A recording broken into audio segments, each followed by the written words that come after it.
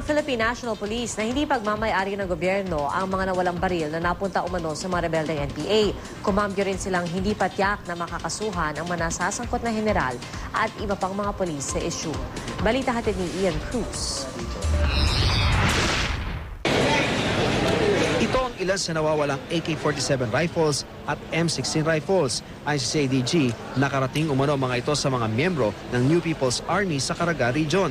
Nabawi ang mga baril ng 401st Brigade ng Philippine Army sa mga nakaraang enkwentro sa mga rebelde. Ayon sa CIDG, isang Isidro Losada umano na may-ari ng security agency ang nagpalisensya ng mga baril sa PNP at siya rin nagpasa ng baril sa NPA. Sa mga bus terminal at public market ng Luzon, ginawa umano ang mga transaksyon ni Losada. Sa 44 na AK-47 ay pinasuri ng Philippine Army, 5 ang positibong mula sa nawawalang mahigit 1,000 piraso ng high-powered firearms. Hindi naman matukoy ang iba pa dahil burado daw ang mga serial number.